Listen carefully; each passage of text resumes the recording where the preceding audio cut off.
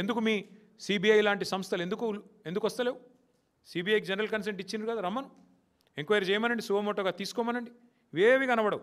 అందుకే నేను అంటున్నా, ఈ రాష్ట్రాన్ని కాపాడుకోవాలి అంటే ఇంకా బీజేపీ వల్ల కాదు, ఇంకెవడి వల్ల కాదు, కేవలం కేసీఆర్ గారి నాయకత్వాన్ని తిరిగి తెచ్చుకుంటే తప్ప ఈ విశృంఖల, ఈ దుర్మార్గ ముఠాలకు, ఈ అరాచక పర్వాలకు తెరదించాలి అంటే ప్రజల చేతుల్లో నా శక్తి ఉంది.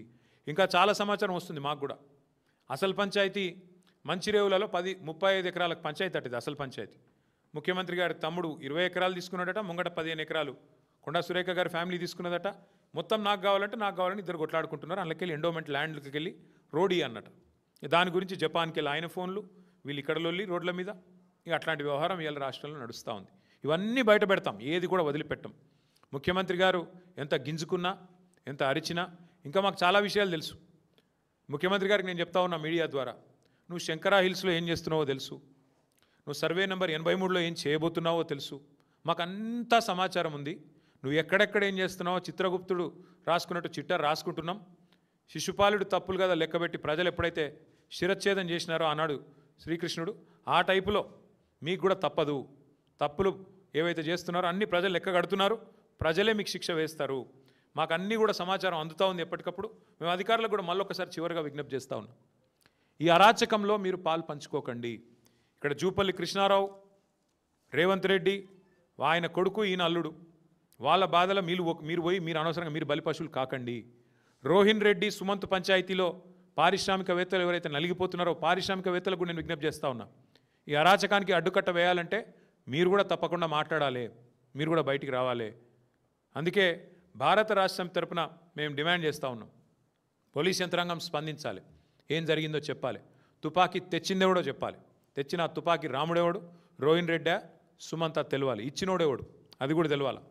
అట్లాగే ఉత్తమ్ కుమార్ రెడ్డి స్టేట్మెంట్ రికార్డ్ చేయాలి. ఇవన్నీ విషయాలు పారదర్శకంగా ప్రజలకు చెప్పాలి.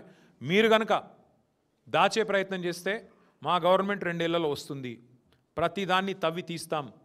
మేము కూడా ఖచ్చితంగా ప్రతిదానికి మిమ్మల్ని ఎవరెవరైతే అధికారులు రిటైర్మెంట్ అయినా తీసుకొచ్చి కూర్చోబెట్టి మళ్ళీ బాధ్యత వహించే విధంగా చేసే రెస్పాన్సిబిలిటీ మేము తీసుకుంటాం. ఈ విషయం మర్చిపోవద్దు, దయచేసి అరాచకత్వానికి అండగా నిలవద్దు. అధికారులకు కూడా చెప్తూ తప్పకుండా అన్ని విషయాలు ప్రజాక్షేత్రంలో మీడియా కూడా ఎప్పటికప్పుడు బయట పెట్టాలని, ఈ అరాచక పర్వానికి అడ్డుకట్ట వేయాలని చెప్పి కూడా మిమ్మల్ని మీడియాను కూడా సహకరించాలని కోరుతూ ధన్యవాదాలు.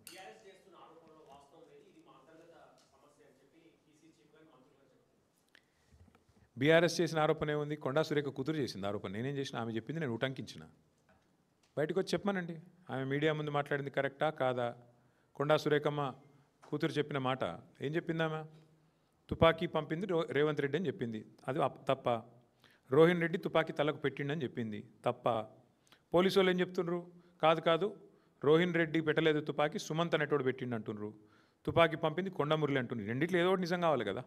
రెండిట్లో ఏదో ఒకటి నిజం అయితే మరి మధ్యలో పీసీసీ ప్రెసిడెంటు వాళ్ళ ఇంటి పంచాయతీ ఇదేమన్నా నాకు అర్థం కాదు. కాంగ్రెస్ కొంపల పంచాయతీ.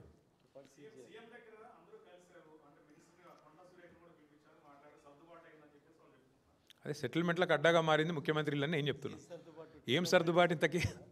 అంటే మా వాటా మీ వాటా కుదిరింది. చాలా విచిత్రం ఏంటంటే మీ మీడియాలో ఒక వార్త వచ్చింది, నేను చూస్తాను, నవ్వుకున్నది. ఇదంతా టాస్క్ ఫోర్స్ పోలీసుల అత్యుత్సాహం వల్లే అంట. అంటే వాడు దోచుకున్నది బాగానే ఉంది, వీడు తుపాకీ పంపింది బాగానే ఉంది, పారిశ్రామికవేత్తకు తుపాకీ పెట్టింది బాగుంది, కానీ పోలీసు వాడు దొంగ ఇంటికి పోతే మాత్రం తప్పైందంట. పోలీసు వాళ్ళు వాళ్ళ డ్యూటీ చేయబోయి దొంగ ఇంటికి పోయి దొంగను పట్టుకునే ప్రయత్నం చేస్తే మాత్రం పోలీసు వాళ్ళ అత్యుత్సాహం వల్ల జరిగిందంటే ఇదంతా. అంటే ఎంత చండాలం, ఎంత అరాచకంగా ఉందో ఈ రాష్ట్రం, ఈ పరిపాలన.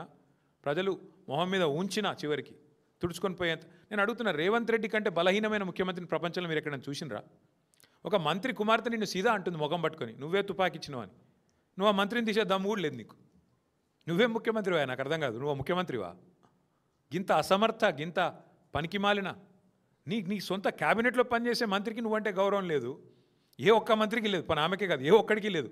జూపల్లి కృష్ణారావు నీకు వ్యతిరేకంగా ఉత్తరమే రాసిండు, ఆయనని తీయలేవు.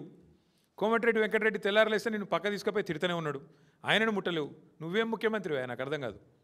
ఒక్క మంత్రికి నువ్వంటే గౌరవం ఉందా? ఒక్క మంత్రి శాఖ మీద నీకు పట్టుందా? పంపకాల్లో వాటాలు పంచాయతీలు తప్ప ఏముంది చెప్పండి రాష్ట్రంలో? Thank you. చూద్దాం, నవంబర్ 14 రోజు మాట్లాడదాం. నవంబర్ 14 రోజు అన్నీ మాట్లాడదాం. ఎవరు చెప్తే ఏం జరుగుతుంది, తర్వాత ఎవరి జాతకాలు ఎట్లుండబోతున్నాయి, ఎవరు ఎక్కడ ఉండబోతున్నారు 14 నవంబర్ రోజు మాట్లాడదాం.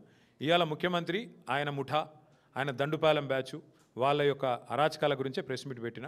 రాజకీయాలు, మిగతా విషయాలు, ఎన్నికలు మంచిగా సావధానంగా మళ్ళీ మాట్లాడుకోవడానికి బోలెడు సందర్భం ఉన్నదే చెప్పిండు. ఖార్గే గారు పెద్ద మనిషి, ధన్యవాదాలు. వారు గుర్తించినందుకు హృదయపూర్వకంగా వారికి మా అభినందనలు. ఇలాంటి దావుద్ ఇబ్రాహీం తమ్ముడికి నువ్వు సీట్ ఇస్తే